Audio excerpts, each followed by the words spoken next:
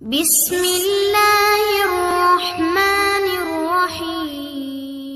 جب کوئی سودا بیچے تو واجب ہے کہ اس میں اگر کچھ عیب و خرابی ہو تو خریدار کو بتا دے۔ عیب کو چھپا کر اور خریدار کو دھوکہ دے کر بیچنا حرام ہے۔ عورتوں کو کاجل اور کالا سرما زینت کے لیے لگانا جائز ہے، مردوں کو کالا سرما محض زینت کے لیے لگانا ناجائز ہے۔ ہاں، اگر کالا سرما آنکھوں کے علاج کے لیے لگائے تو اس میں کوئی کراہت نہیں۔ نماز تہجد کا وقت عشاء کی نماز کے بعد سو کر اٹھے، اس کے بعد سے صبح صادق طلوع ہونے کے وقت تک ہے۔ تہجد کی نماز کم سے کم 2 رکعات اور زیادہ سے زیادہ حضور اکرم صلی اللہ علیہ وسلم سے 8 رکعات تک ثابت ہے۔ حدیثوں میں اس نماز کی بہت زیادہ فضیلت بیان کی گئی ہے۔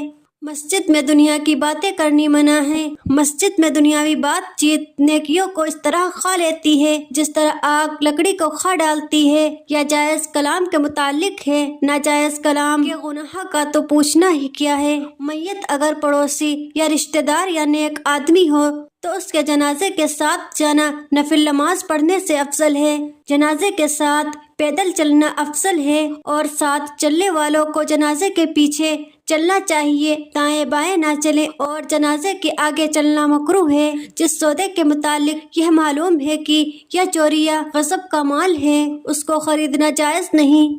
ناپاک پانی کو خود بھی استعمال کرنا حرام ہے اور جانوروں کو بھی پلانا ناجائز ہے۔ ہاں، غارے وغیرہ کے کام میں لا سکتے ہیں مگر اس غارے کی مٹی کو مسجد میں لگانا جائز نہیں۔ مثلا ناپاک پانی بدن یا کپڑے یا جس چیز پہ بھی لگ جائے وہ ناپاک ہو جائے گا۔ اس کو جب تک پاک پانی سے دھو کر پاک نہ کر لیں پاک نہیں ہوگا۔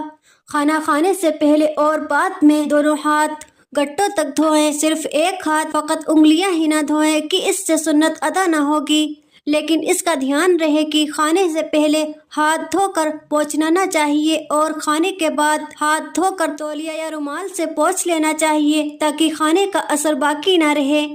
منہ سے اتنا خون نکلا کہ تھوک سرخ ہو گیا، اگر لوٹے یا کٹورے میں منہ لگا کر کلی کو پانی لیا تو لوٹا کٹورا اور کل پانی نجس ہو جائے گا۔ چلو سے پانی لے کر کلی کریں اور پھر ہاتھ دھو کر کلی کے لیے پانی لیں۔ گرم کھانا نہ کھائیں اور نہ کھانے پر پھونکیں، نہ کھانے کو سونگھیں۔ کھانے کے وقت جو نوالا گر جائے اسے اٹھا لیں اور صاف کر کے کھا لیں۔ نکاح اور اس کے حقوق ادا کرنے اور اولاد کی تربیت مشغول رہنا نوافل میں مشغول ہونے سے بہتر ہے۔ جو کوئی اس ارادے سے کھانا کھائے کہ مجھے علم و عمل کی قوت، آخرت کی راہ چلنے کی قدرت حاصل ہو، اس کا کھانا پینا عبادت ہے۔ شوہر کو چاہیے کہ عورت کے خرچوں کے بارے میں بہت زیادہ کنجوسی نہ کرے اور حد سے زیادہ فضول خرچی بھی نہ کرے۔ حدیث شریف میں ہے کہ بیوی کو نفقہ دینا خیرات دینے سے بہتر ہے۔ کھانے کے بعد انگلیوں کو چاٹ لیں اور برتن کو بھی انگلیوں سے پوچھ کر چاٹ لیں۔ کھانے کی ابتدا نمک سے کریں اور نمک ہی پر ختم کریں کہ اس میں بہت سی بیماریوں سے شفا ہے۔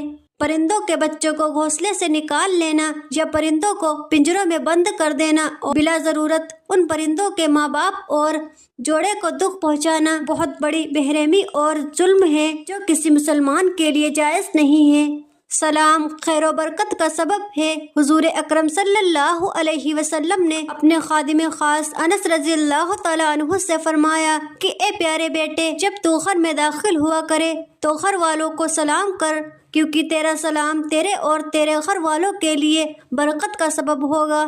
ہر مسلمان کی نماز جنازہ پڑھی جائے، اگرچہ وہ کیسا ہی گنہگار ہوں، مگر چند قسم کے لوگ ہیں کہ ان کی نماز جنازہ نہیں پڑھی جائے گی۔ مثلاً نمبر 1 باغی، جو امام برحق پر خروج کرے اور اسی بغاوت میں مارا جائے۔ نمبر 2 ڈاکو، جو ڈاکہ زنی میں مارا گیا۔ نمبر 3 ماں باپ کا قاتل۔ نمبر 4 جس نے کئی شخصوں کا گلا گھونٹ کر مار دیا ہو۔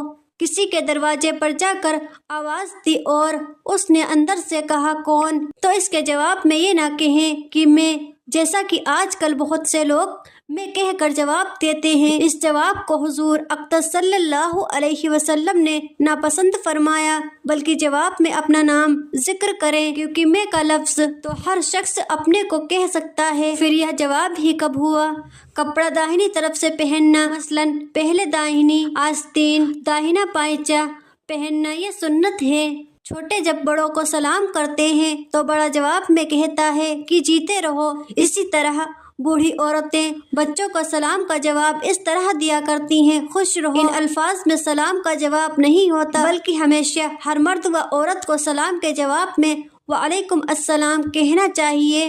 جب کوئی شخص دوسرے کے مکان پر جائے تو پہلے اندر آنے کی اجازت حاصل کرے، پھر جب اندر جائے تو پہلے سلام کرے، پھر اس کے بعد بات چیت شروع کرے، اور اگر جس شخص کے پاس گیا ہے وہ مکان سے باہر ہی مل گیا ہو تو اب اجازت طلب کرنے کی ضرورت نہیں، سلام کرے پھر کلام شروع کر دے۔ اگر تم کو کسی نے دکھ دینے والی بات کہہ دی ہے تو تم صبر کرو اور معاف کر دو، تمہیں بہت بڑا اجر و ثواب ملے گا۔ اگر تم اس کا جواب دینا چاہو تو تم بس اتنا ہی کہہ سکتے ہو جتنا اس نے تم کو کہا ہے، اگر اس سے زیادہ کہو گے تو گنہگار ہو جاؤ گے۔ شریعت میں اجازت ہے کہ اگر اللہ تعالیٰ نے دولت دی ہے تو اچھا لباس اور قیمتی کپڑوں کا استعمال عورتوں اور مردوں دونوں کے لیے جائز ہے، بشرطے یہ کہ فقر و گھمنڈ کے لیے نہ ہو، بلکہ نعمت خداوندی کے اظہار کے لیے ہو۔